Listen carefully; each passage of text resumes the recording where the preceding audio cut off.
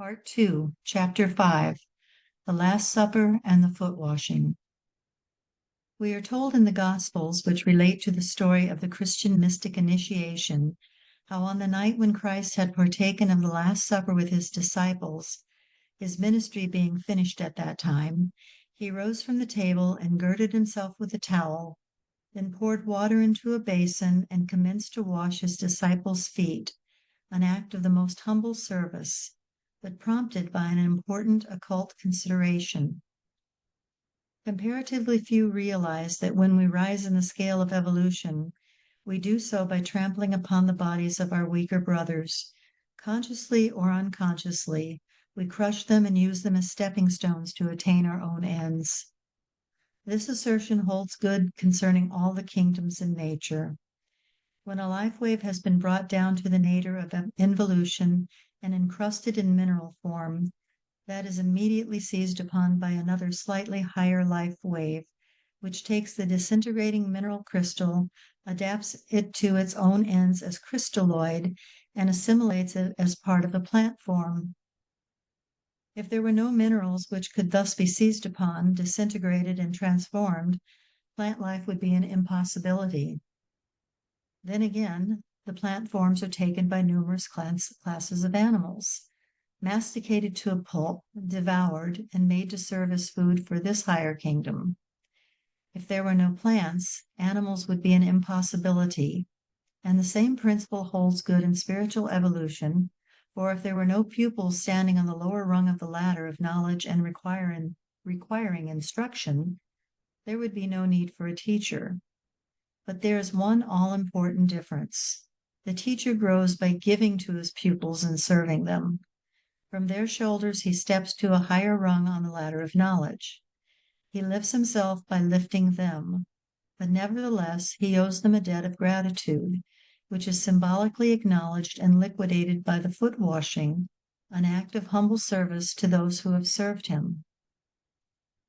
When we realize that nature, which is the expression of God, is continually exerting itself to create and bring forth, we may also understand that whoever kills anything, be it ever so little and seemingly insignificant, is to that extent thwarting God's purpose.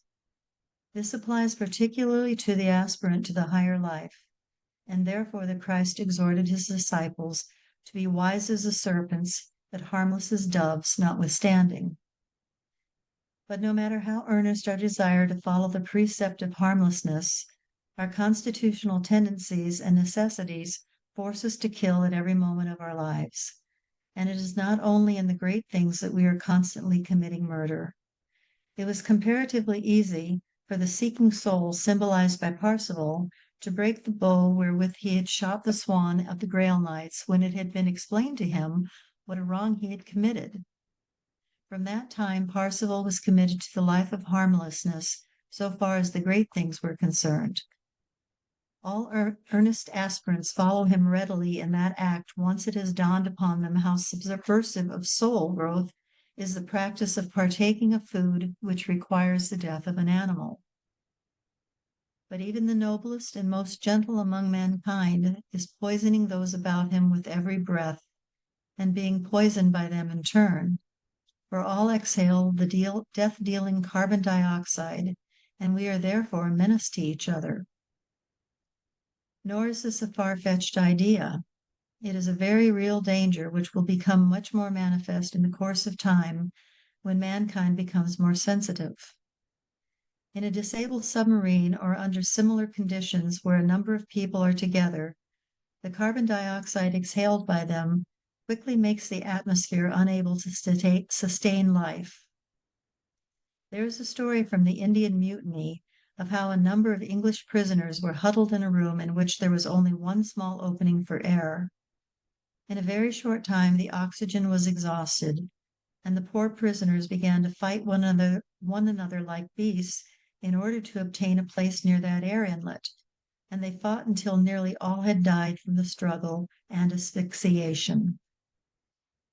The same principle is illustrated in the ancient Atlantean mystery temple, the tabernacle in the wilderness, where we find a nauseating stench and a suffocating smoke ascending from the altar of burnt offerings, where the poison-laden bodies of the unwilling victims sacrificed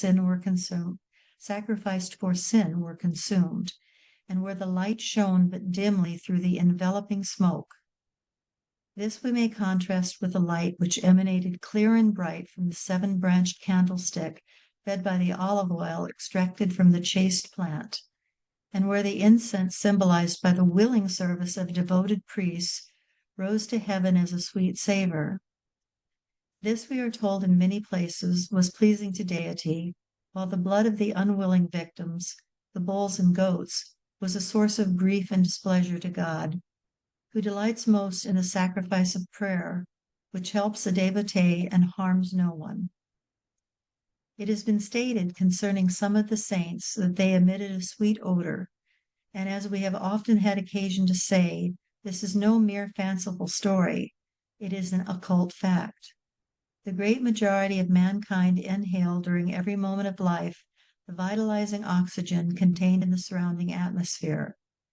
At every expiration, we exhale a charge of carbon dioxide, which is a deadly poison, and which would certainly vitiate the air in time if the pure and chaste plant did not inhale this poison, using a part of it to build bodies that last sometimes for many centuries or even millennia, as instanced in the redwoods of California, and give us back the rest in the form of pure oxygen which we need for our life.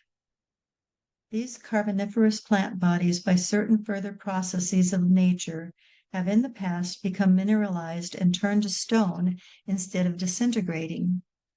We find them today as coal, the perishable philosopher's stone made by natural means in nature's laboratory. But the philosopher's stone may also be made artificially by man from his own body. It should be understood once and for all that the philosopher's stone is not made in an exterior chemical laboratory, but that the body in the workshop of the spirit, which contains all the elements necessary to produce this elixir vati, and that the philosopher's stone is not exterior to the body, but the alchemist himself becomes the philosopher's stone.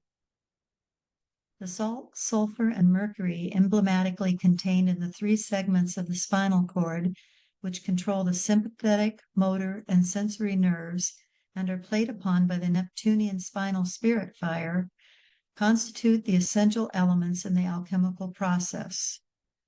It needs no argument to show that indulgence in sensuality, brutality, and bestiality makes the body coarse. Contrariwise, devotion to deity, an attitude of perpetual prayer, a feeling of love and compassion for all that lives and moves, loving thoughts sent out to all beings, and those inevitably received in return, all invariably have the effect of refining and spiritualizing the nature. We speak of a person of that sort as breathing or radiating love, an expression which much more nearly describes the actual fact than most people imagine. For as a matter of actual observation, the percentage of poison contained in the breath of an individual is in exact proportion to the evil in his nature and inner life and the thoughts he thinks. The Hindu yogi makes a practice of sealing up the candidate for a certain grade of initiation in a cave which is not much larger than his body. There he must live for a number of weeks, breathing the same air over and over again, to demonstrate practically that he has ceased exhaling the death-dealing carbon dioxide and is beginning to build his body therefrom. This, then, is not a body of the same nature as the plant, though it is pure and chaste, but it is a celestial body, such as that whereof St. Paul speaks in the 5th chapter of 2 Corinthians, a body which becomes immortal as a diamond or a ruby stone. It is not hard and inflexible as the mineral. It is a soft diamond, or ruby, and by every act of nature described, the Christian mystic is building this body, though he probably is unconscious thereof for a long time. When he has attained to this degree of holiness, it is not necessary for him to perform the foot washing so far as concerns the physical pupil who helps him to rise, but he will always have the feeling of gratitude, symbolized by that act, toward those whom he is fortunate enough to attract to himself as disciples, and to whom he may give the living bread which nourishes them to immortality. Students will realize that this is a part of the process which eventually culminates in the Transfiguration, but it should also be realized that in the Christian mystic initiation, there are no set and definite degrees. The candidate looks to Christ as the author and finisher of his faith, seeking to imitate him and follow in his steps through every moment of existence. Thus, the various stages which we are considering are reached by processes of soul growth, which simultaneously bring him to higher aspects of all these steps that we are now analyzing. In this respect, the Christian mystic initiation differs radically from the processes in vogue among the Rosicrucians, in which an understanding upon the part of the candidate of that which is to take place is considered indispensable.